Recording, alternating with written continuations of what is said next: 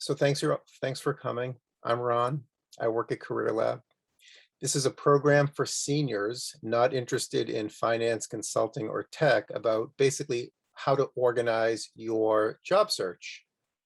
And before I start getting into the nitty-gritty of that, I wanted to make a few points about timing. The most common question we get is, when should I start looking? When do I need to begin this? When do all the jobs disappear? Because I don't want to miss out on the jobs. And the answer to that is, you probably already know the answer to that. There are always jobs. You pick any day in the calendar, including this, your senior year, and no matter what you're interested in, there are jobs you missed. Over. It's too late. But there are always way more in front of you. Jobs, especially at this stage of your career, the beginning part, they don't run out. So if you hear from any of your communities, your experts on career stuff outside of Career Lab about, you better hurry up because the clock's ticking and you're going to miss out. That's literally never true. Imagine if it was true. And this is your senior year. And there was some arbitrary date that if you didn't find a job by April 15th, there were no more. And you never could work again, ever, because you missed it. There were no more jobs your senior year. And it obviously doesn't work like that. So part of that message is there are going to be times during the school year when you are overwhelmed with school and classes and the activities you do and being in the play or student government, or you're on the team or whatever. Life is busy, right, for all of you? And your job search at times is going to have to take a back seat, and that's okay. It's really okay. There's always going to be jobs. You don't have to worry about that part of it. Okay. By the way, feel free to raise hand or use the chat. Sometimes I don't notice when I'm sharing screen, so just unmute yourself and yell, "Hey, Ron, I have a question." Okay, it's all good. It's unfortunately a smaller crowd than we would have wanted. Okay, so I want to go over basically 70, 20, 10. How many of you, just raise your hand, I can see some of you, know what I'm talking about when I say 70, 20, 10? Cool, you're on a good program then.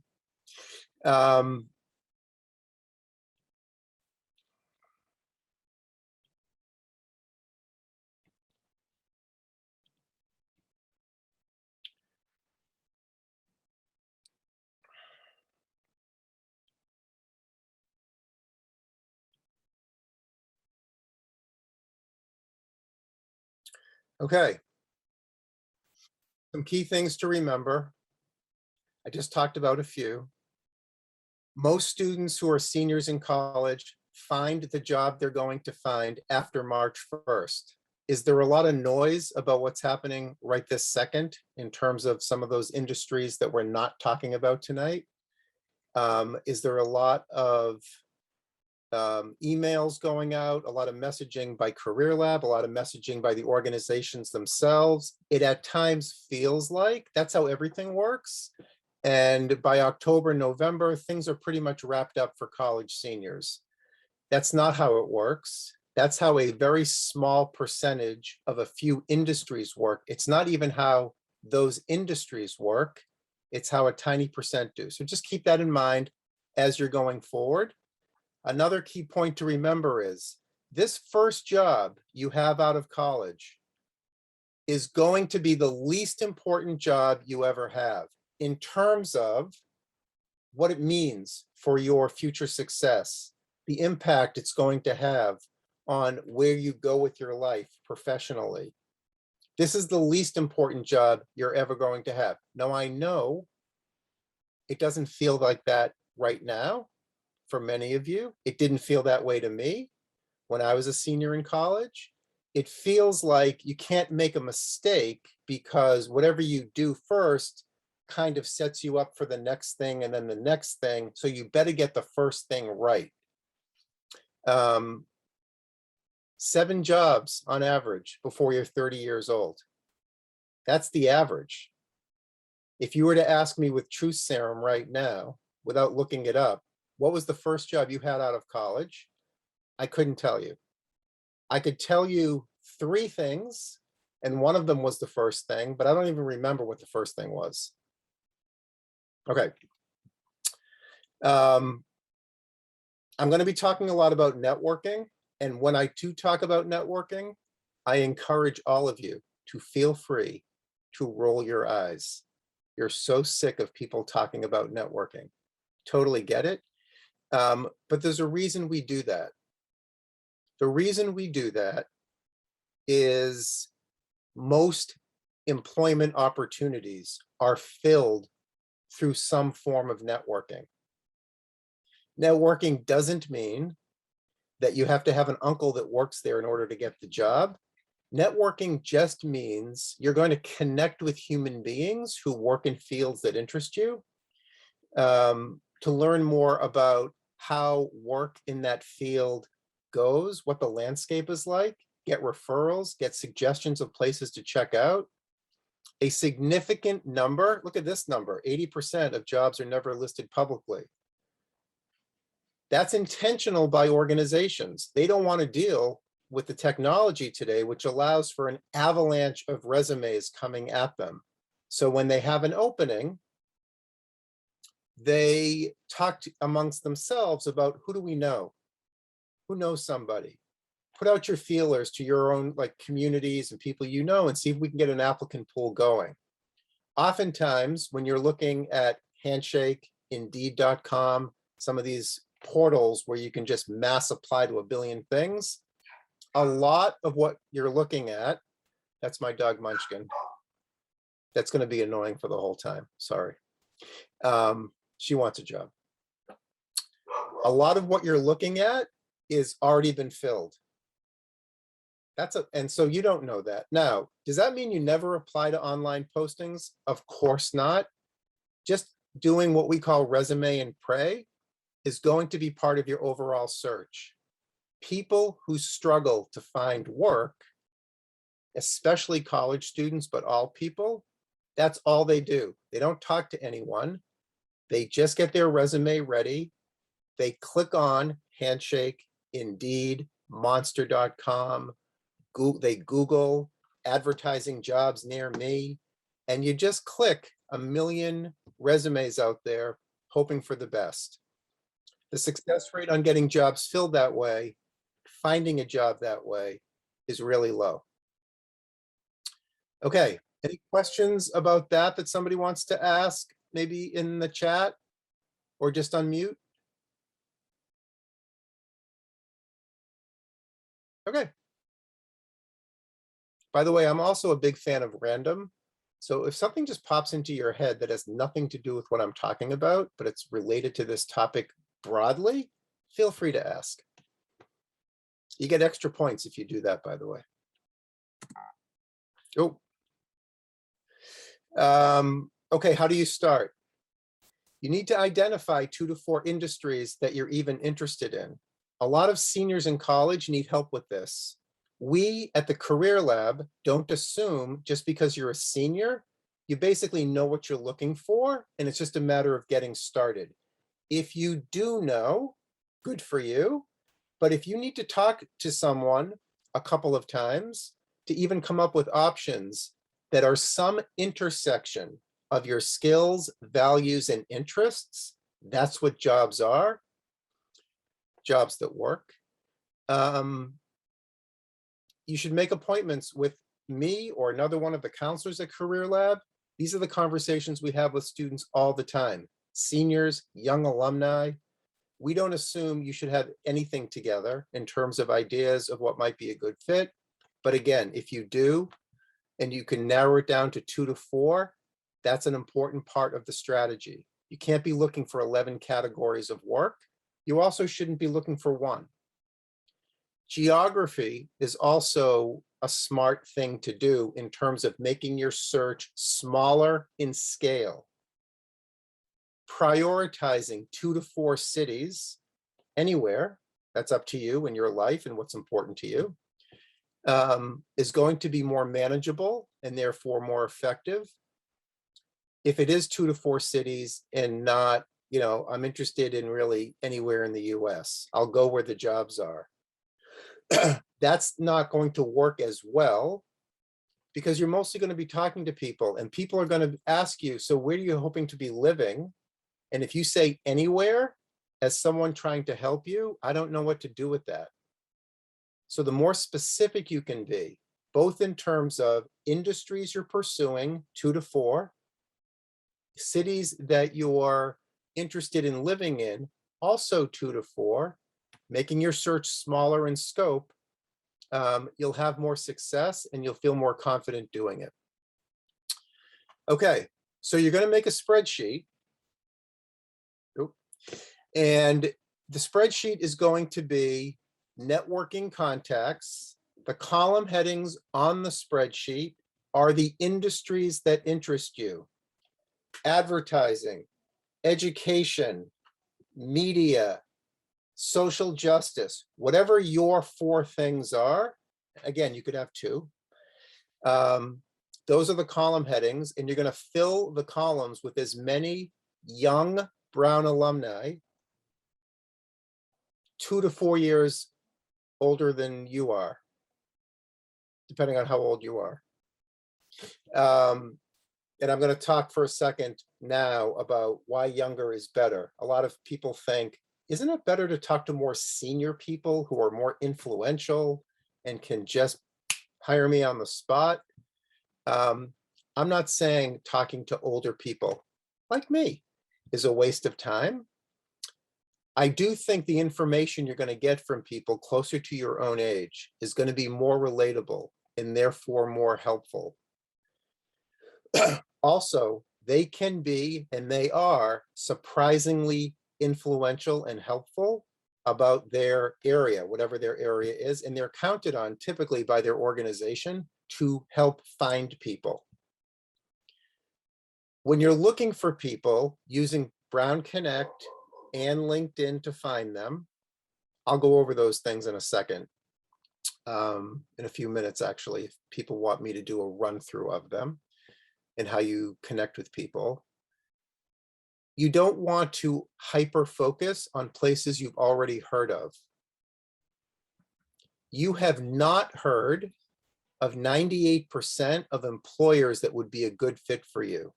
So when you're using these platforms, if your strategy is to type into search bars only places you're familiar with or someone suggested to you, you're leaving out by far the biggest group.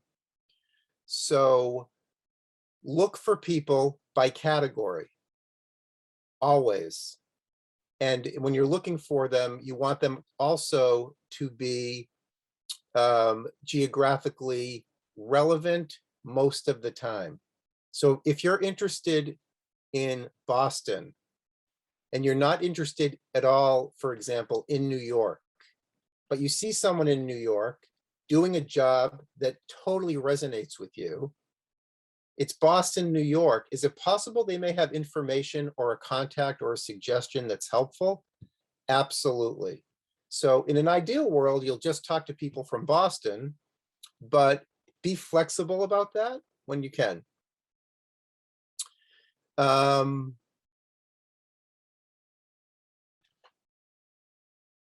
Okay. Questions about oh, there's something in the chat. Thank you, by the way, for asking a question. Extra points. If we reach out and don't hear back, should we send a follow-up email or assume they are not interested in talking? This is an excellent question. Thank you very much. By the way, I'm going to say this is an excellent question for all of them, but this really is an excellent question that a lot of people ask about. I would always try to connect with someone twice. So after the initial thing, if you don't get a response, I would try again with a very similar message, I understand, maybe start with, I understand you might be very busy. I just wanted to circle back and see if you had a time to chat. After twice not getting any kind of reply, I'm moving on and I don't think I'm going to contact that person again. Okay, excellent question. So 70-20-10 is how you spend your time. When people ask you, what is the key to finding work? How are you even going about it? You're going to say, I'm doing three things. I'm doing the three things everyone is supposed to do. I'm networking with Brown alumni. That's the main thing I'm doing. I spend 70% of my time doing that. I spend about 20%, and just in terms of my time, just applying for stuff, crossing my fingers and hoping for the best. And from time to time, maybe 10%, I will cold email or cold call an employer to ask about possible openings because I heard about them, maybe from an alum, maybe from a faculty member, maybe from a friend. And when you hear about an organization and you go to the website of that place and you read more about what they do and how they're organized and where it's located, and you think, I would love to work here, but there's no opening to apply for. There's no job posting anywhere. You type the name of the place into Brown Connect and into LinkedIn, no Brown alumni. So you found a place, but there's nothing to apply for and there's no one to talk to. That's when you would do this 10% cold calling, or you could cold email. Hi, I'm a senior at Brown. I see that you are involved in making chocolate chip ice cream. I love eating chocolate chip ice cream. If you have any jobs employing people to eat chocolate chip ice cream, I would be so interested. Is there someone I could talk to about that? Every year I talk to seniors who found jobs just because they randomly reached out to a place and it generated an interview. And so as applicants, as job seekers, that should be part of your strategy. Now, to be honest, a tiny, tiny part, but you should all be doing it. Okay. I'm going to send these slides out to all of you and everyone who registered but couldn't make it here. This is a video, I'm not going to play it now, that we've done. The peer advisors who work for our office actually recorded this video last year. It's only like 25 minutes long, and it goes over the minutia of networking with alumni, how to literally do it, how to use Brown Connect, how to use LinkedIn, what to say when you reach out, how to answer questions. So if you feel like I could benefit from a tutorial that I could just watch, someone literally go through these resources and explain exactly what I'm supposed to do, if you watch that video, you'll know what to do. I will just say, as kind of an umbrella overarching theme, you just remember one thing about how networking conversations are structured very simply. It's basically two parts. The first part is you asking them a lot of questions about their experience. And after 20 minutes of that, what's a typical day like? How'd you get started? We have a list of questions. Whenever you feel like I have nothing else to ask this person, you end with, thank you, that was super helpful. I'm looking for work in this field, and I'm wondering if you have any specific suggestions or advice that could help my search.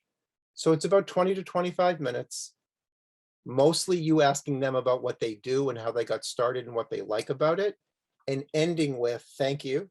I'm looking for work in this field. Do you have any suggestions or advice that could help my search? What you get from that is, hey, you should talk to my friend Jennifer. She works here. Here's her email address. She might have some information you could use. Why don't you send me your resume and I will forward it to my friend who works here. We might have something, I don't know. You should check out this organization. I don't know if they're hiring or not, but I hear good things about them. You'll also hear a fair amount of, I can't think of anything, but I wish you the best. And you'll say, thank you so much, and go on to the next person. Okay.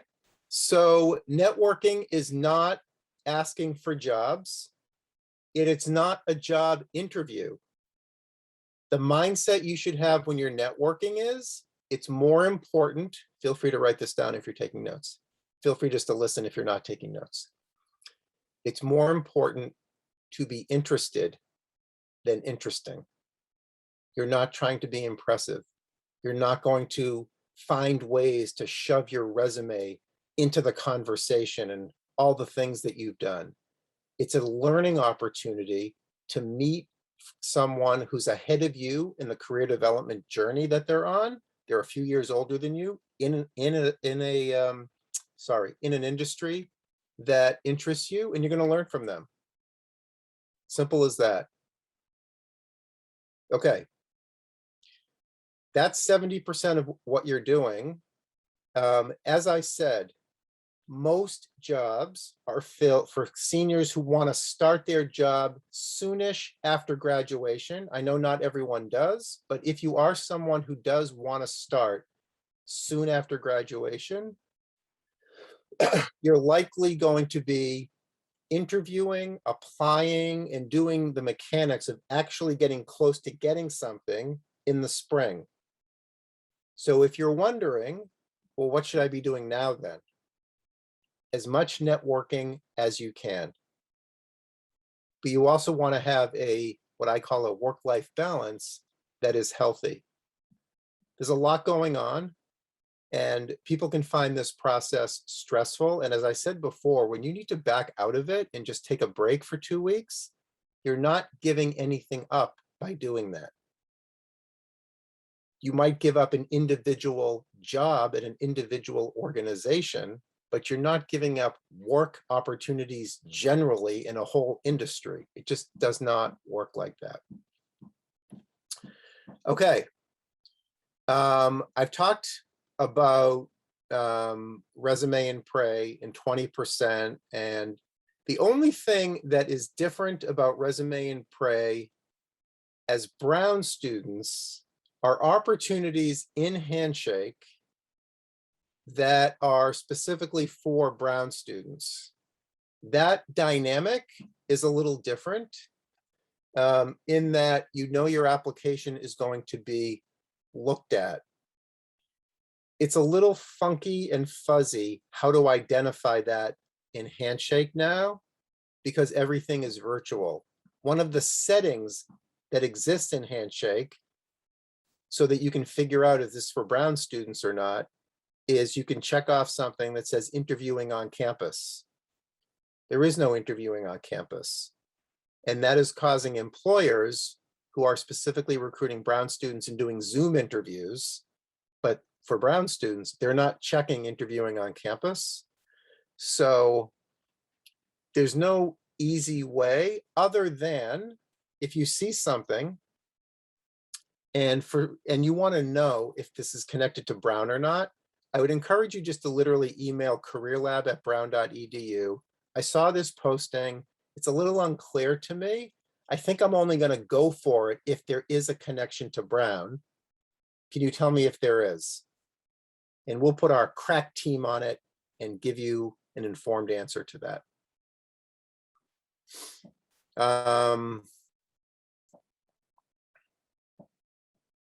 Okay. Questions?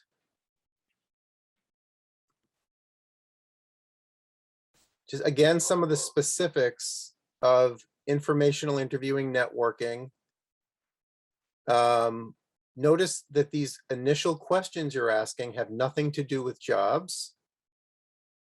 And the way you close is not asking for a job. Hey, are there any jobs at your organization? Not cool. I'm looking for a job. Do you have any advice? Is the way to go. That's true of Brown alumni. That's true of a friend of the family. That's true of a suggestion of someone to talk to from a faculty member. So the networking conversation in terms of how it's constructed is not super complicated. If you can do what you're doing now, which is I'm doing all the talking, and from time to time you go, maybe to yourself, or you just nod. You can do one of these conversations because they do almost all of the talking. Okay?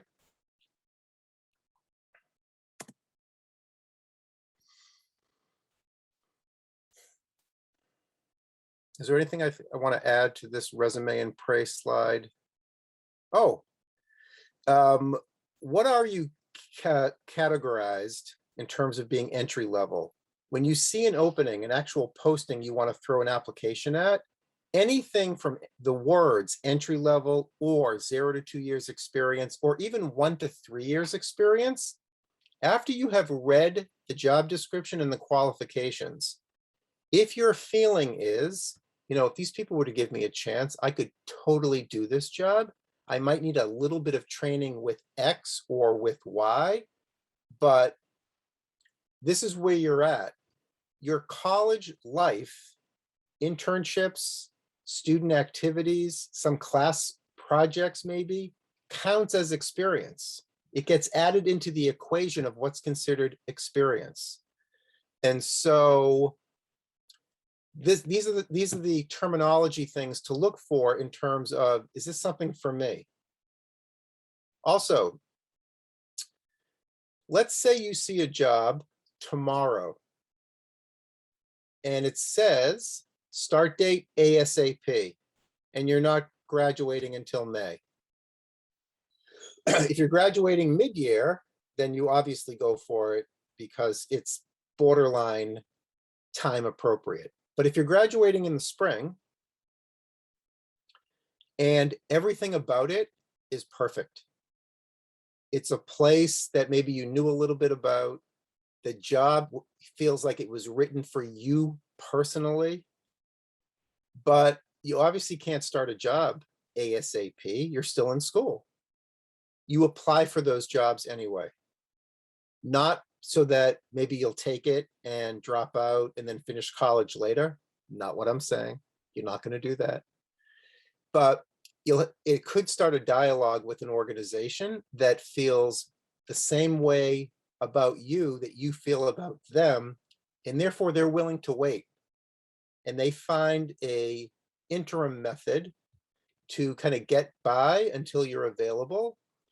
Even if that doesn't happen, it could start a dialogue that has them thinking, we should stay in touch. This job is not going to work out for you, but it's possible when we get closer to your graduation, we may have something. So let's stay in touch. So I'm really only talking about the jobs that check virtually every one of your boxes, and you just feel like this would be awesome to get this. I'm not talking about just the random job that would be fine. Okay.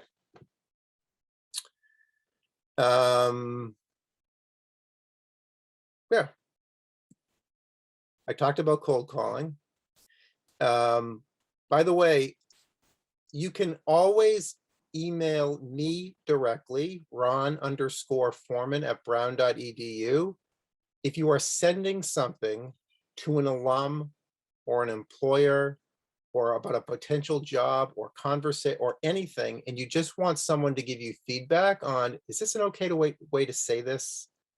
Is this appropriate / professional / clear? Could you just look this over for a second? Always feel free to do that. It's why they have a career office at a college, so that there are people to help you.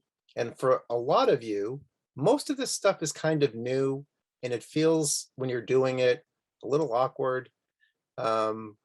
And you just want to be able to run it by someone who knows. And so you should never feel like you're A, asking too many questions, or B, being a pain. We feel the opposite. We want people asking questions and taking advantage of it. We help alumni also. And you know how often alumni say to all of us in the career office, I wish I had used you more when I was a student. If I had a nickel for every time, I'd have a lot of nickels. Okay.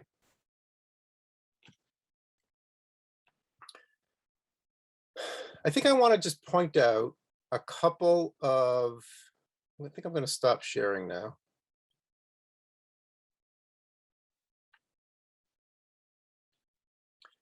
Is there a specific resource, and you could just throw it in the chat, that somebody would like me to review? I'm happy to do it. Oh, I also want to point out, while you're thinking about any resource that somebody might want to review on, the peer advisors who work for our office are available now. They are fantastic. They can help you with your resume, cover letter, LinkedIn profile, but also they can answer a lot of the questions that you would ask me just about the mechanics of looking for work, and they're experts on all the resources. And so the way to connect, right now it's all virtual, and the good news about that is there's no specific time that you have to make sure you're available for to connect with one. You just email peercareeradvisors@brown.edu, and one of the students will get back to you to set up a time that works for both of you to go over whatever you want to go over. And you can do that just like contacting me, or if making an appointment with me. You can do that with the peer advisors as often as you need to. LinkedIn, sure. LinkedIn. Okay. I should go back to sharing. I'm a big fan of the LinkedIn, so this will be fun.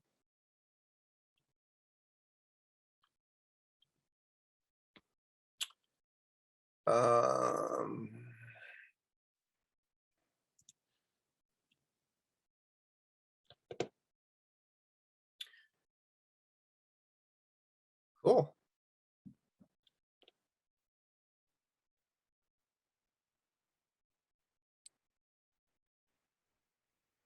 Brown alum, I think.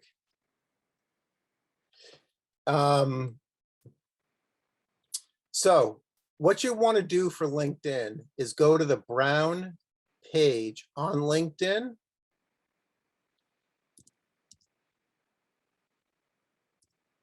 The way LinkedIn operates is they've set up a dashboard page for every college that looks like this. And they have posts and jobs and alumni. That's what I'm going to focus on right now. And they've obviously identified Brown as my employer because of what my profile says and that kind of thing. But if you click on alumni, which is what you're going to do, you can sort for alumni by where they live, where they work. Again, that assumes you know the name of the organization, and maybe you'll do that a little bit from time to time, but mostly you're going to click next and focus on industries. If you're interested in what they studied, because it's what you're studying and what are they doing now, that can be a fun afternoon. But remember, it's Brown University. So people who studied engineering work in art museums. People who studied theater arts are engineers. And so because the way Brown works, and because the connection between concentration and what people do in life is often, especially at Brown, not obvious. I'm not sure how helpful this is, but sometimes people who are struggling to come up with options, in addition to talking to career counselors, find it comforting and helpful just to look at what other people who studied what they studied are doing. Okay. Remember, I suggested that you focus on young alumni. So for my purposes, just for this example, I'm putting in 2015. You scroll down, and here's a person who graduated in 2018, investment banking. I'm just clicking on it for example space. I know no one's interested in this, but this is how you would, let's see if I can find someone else.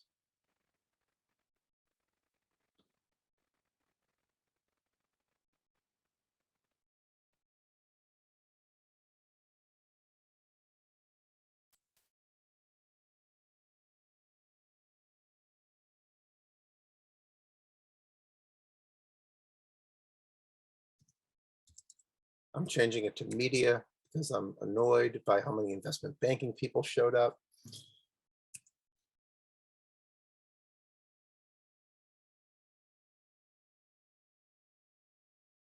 Cool.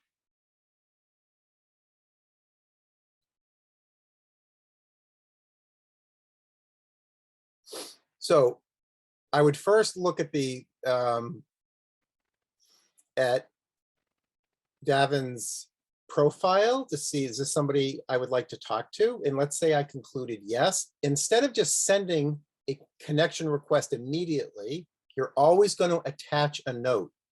And the note here is basically going to be copied and pasted from Brown Connect. It doesn't have to be word for word, obviously, but it's going to be, I'm interested in learning more about your work. I see that you're a digital media coordinator. You might want to be specific. I'm interested in that too. Could we set up a time to talk so I could ask you what it's like? If you can't remember that, just literally what a lot of students do is they copy and paste the message from Brown Connect into here. You want to try to avoid just sending connection requests, okay? LinkedIn is better than Brown Connect in the following way. I may have mentioned this before. Profiles are going to be much more up to date and much more detailed.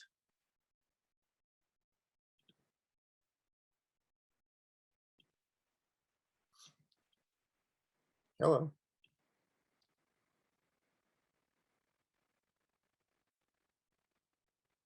So when you look at all of this, and often this kind of information is not in the Brown Connect profile. Sometimes it is. Any questions about this? Let me go into the chat here. Okay, no questions in the chat. I just want to point something out in Brown Connect while I'm here. You may already know this.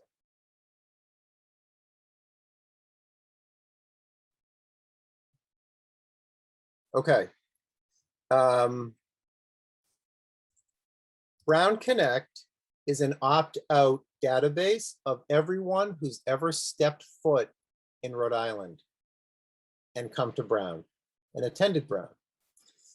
It's not, people were not asked first, do you want to be part of that? But they do have the ability to opt out of it if they want to. So let's say I'm searching for media. First, I'm seeing internships. Hey, I have a question I would put in the chat. If I was out there and you were here, I would ask, why would a senior look at internships? And then I would answer it because I know the answer. When you see internships that have the Bruno, the crest, the brown crest, that means it's being posted by an alum or a parent. What a senior would do is use it as a lead, because most of you are not able or want to, and really shouldn't, be looking for internships. There are, I guess, unusual circumstances where you might be open to it, but for the most part, that should be a super, super last resort situation. But the way you could use this is to contact an individual organization because they have a Brown connection and say, I saw the posting for an internship in Brown Connect. I'm very interested in your organization and the kind of work that the intern would do. Is there someone I could talk to about a possible full-time position because I'm a senior? I would only do that, obviously, for the ones where there's a Brown connection. So that's one thing I wanted you to know about how to use Brown Connect. Also, in terms of increasing the chances that people reply to your Brown Connect, hey, will you talk to me? In addition to filtering it on this side any way you want to, including younger alumni with class year, if you scroll down here within networking topics to something that we call young alumni mentoring. Young alumni mentoring are people who have volunteered to speak with you. So maybe it's smart, I think it is smart, if you prioritize Brown Connect young alumni mentoring first, just to get some momentum going with your networking. Who wants to write for The Verge? So cool. I don't know what that is. I'm just talking. Do you guys know what it is? It's probably like really hip and stuff. So you should probably know what it is. I have an excuse for not knowing what it is. Anyway, and as you know, I bet if we were to find, I'm not going to do it now just for time, but if we were to find her LinkedIn profile, it would have much more information than this. This is basically nothing. This is her concentration in her current job. There's no history, there's no blurb, there's no nothing. And so it makes it harder for you, the student, to conclude just based on this, that this might be a good person to talk to. You do know, however, that she did say yes when asked.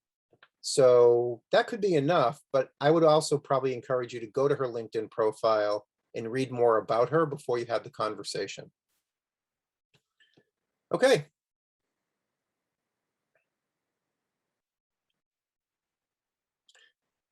To sum up, do 3 things to look for work, not just now your senior year of college, all through your 20s and 30s. Mostly network, do some smaller degree of just apply for stuff, cross your fingers and hope it works out, not the other way around. And occasionally just cold call places and ask if they're hiring. When you have questions, and you're going to, it's your senior year of college, career questions, jobs, you're going to have questions. Please ask them. Email me directly, set up appointments with me or the other counselors through Handshake, and connect with the peer advisors. Again, that email address is peercareeradvisors@brown.edu, and they are working now. And that's it.